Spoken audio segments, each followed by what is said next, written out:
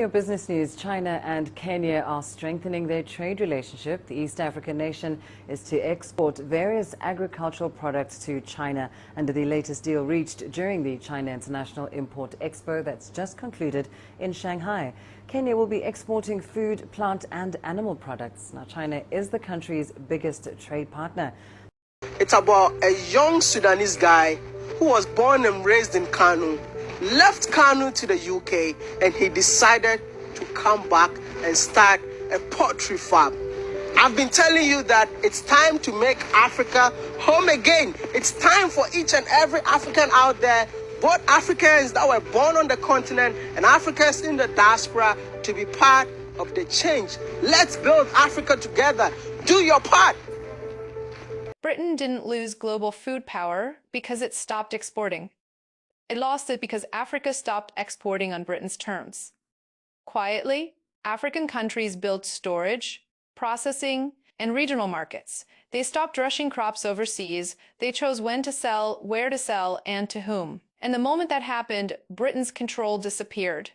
This wasn't a collapse, it was a replacement. The center of gravity in global food trade moved closer to the farms and farther from London. And once producers control supply, no middleman stays powerful for long. People to come in and invest because the opportunities are enormous. It's not only in oil or in copper or in coal. I mean, there are so many areas. I mean, you look at it today in Africa. In agriculture, you're going to make huge tons of money, because we have 60% of the world's arable land. So with that, you cannot really go wrong. And you go back and look at countries like Nigeria, Cote d'Ivoire, Cameroon, all these countries before, they were living on agriculture. The shift did not arrive with a single announcement or dramatic confrontation. It unfolded quietly through cargo manifests that changed destinations, contracts that expired without renewal, and trade routes that began to bypass British ports altogether. At first, it looked like routine market adjustment, but as the months passed, a pattern became impossible to ignore. Africa had stopped playing the role assigned to it in the global food system, and the United Kingdom was feeling the consequences. For generations, Britain's influence over global food exports rested on a familiar structure.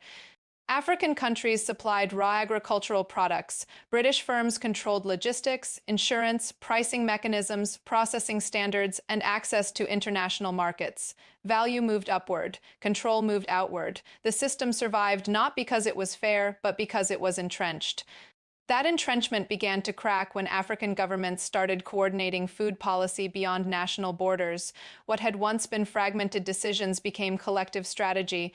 Export quotas were reviewed, local processing mandates expanded. Regional storage facilities were prioritized over immediate overseas shipment. Food security, long treated as a domestic concern, became a continental one. Britain underestimated this coordination. From London, Africa still appeared divided, dependent, and reactive, but on the ground, a different reality was forming.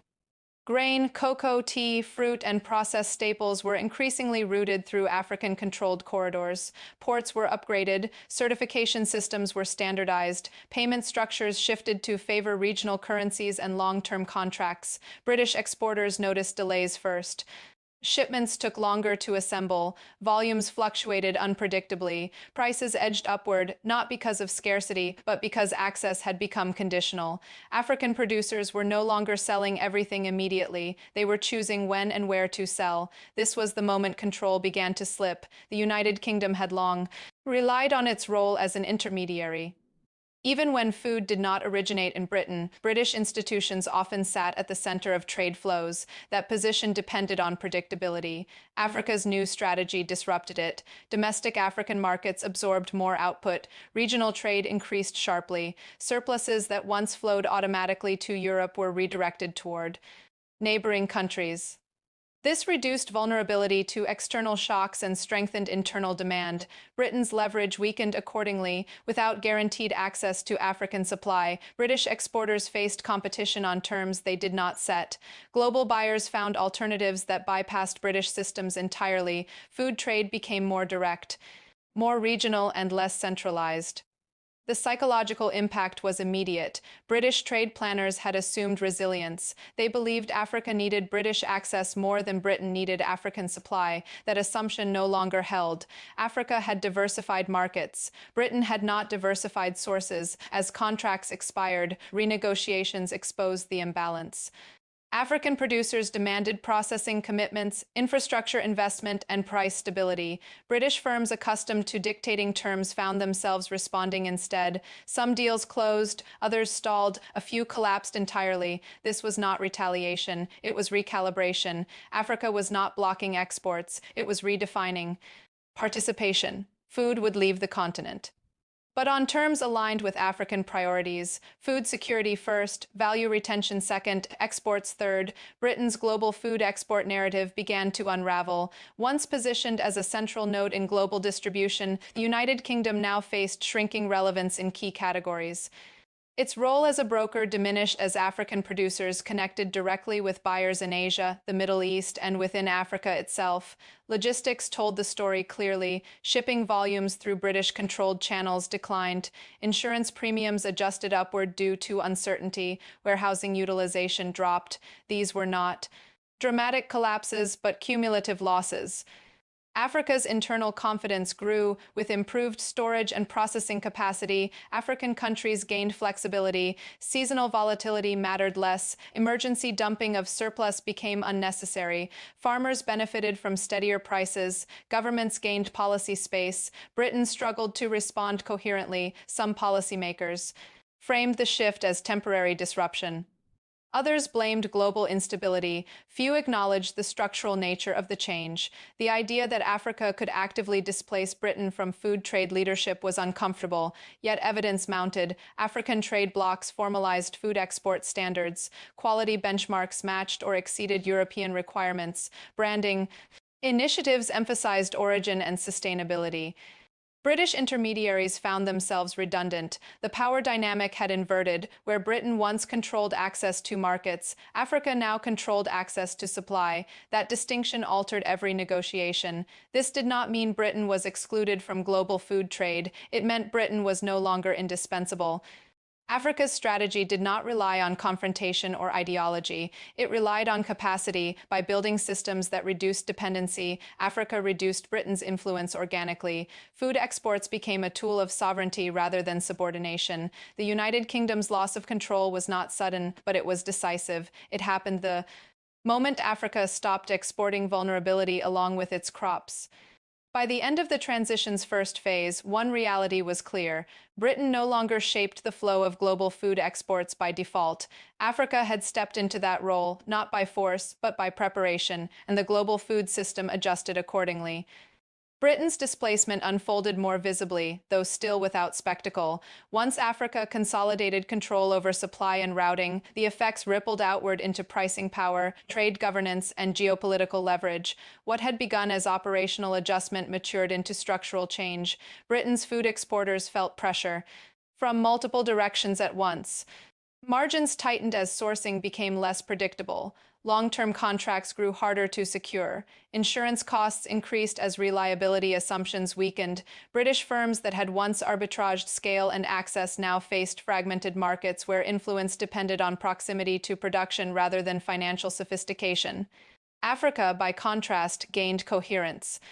Regional food reserves expanded, cross-border corridors improved, processing hubs linked inland farms to coastal ports without external intermediaries. The continent's food system became more self-referential, feeding internal markets first and exporting surplus second. This reordered incentives. African governments prioritized stability over volume. Export licenses reflected domestic supply conditions. Strategic crops received protection during shortages. Britain's expectation of uninterrupted access no longer aligned with Africa's policy logic. That mismatch exposed a deeper issue. Britain's global food influence had rested less on production and more on control of movement.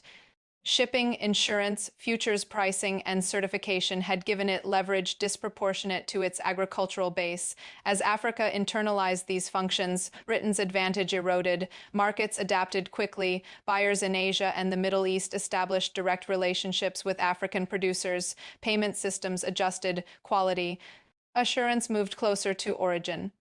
British hubs lost throughput not because demand fell, but because pathways diversified. Africa's confidence increased with each successful season. Farmers benefited from reduced volatility. Governments saw improved balance of payments outcomes. Food policy gained legitimacy as results became visible. The narrative shifted from dependency to stewardship. Britain's response remained uneven. Some sectors attempted reinvention through value-added processing. Others sought new sources beyond Africa, often at higher cost and lower reliability. Trade missions multiplied, but without leverage. Persuasion replaced expectation. The global food system took note. Africa was no longer a passive participant responding to price signals alone. It acted as a coordinated bloc capable of influencing availability. That capability altered global calculations far beyond Britain. Food security became political again. Countries dependent on imports reassessed exposure. Those with ties to Africa strengthened them. Britain's voice in these conversations carried less weight without control over supply. Africa did not weaponize food.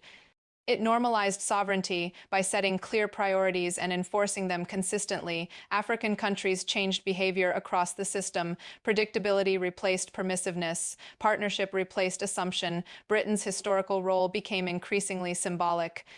Institutions that once set standards now followed them. Certification bodies adapted to African frameworks. Trade law evolved to accommodate producer-led governance. The transition was not without friction. Some African exporters struggled with coordination. Infrastructure gaps persisted. Market learning curves imposed costs, but momentum favored consolidation, not retreat.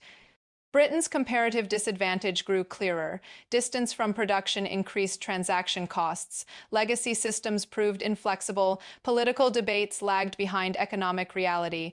The loss of control was acknowledged privately before it was discussed publicly. Africa's internal debates matured rather than whether to export. Discussions focused on how and when. Food policy integrated climate resilience, employment, and industrialization. Exports became a lever, not a necessity. This strategic patience frustrated former intermediaries. Without surplus desperation, bargaining shifted. Britain's appeals to tradition and reliability carried less weight against Africa's demonstrated capacity. The psychological shift completed the transition. Africa no longer sought validation through access to British markets. Britain sought relevance through alignment with African priorities. The reversal was complete. Global food exports did not collapse. They redistributed. Africa emerged as a rule setter rather than a rule taker. Britain adapted to a world where control required cooperation rather than command.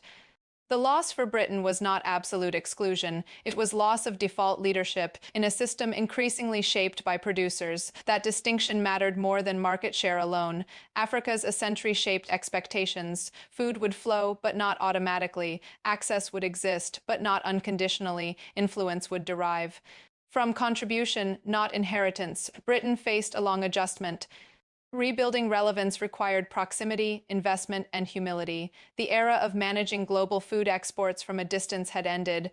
Africa had not knocked Britain out through confrontation. It had stepped forward through preparation, and in doing so, it redefined how control in the global food system is earned, exercised, and sustained.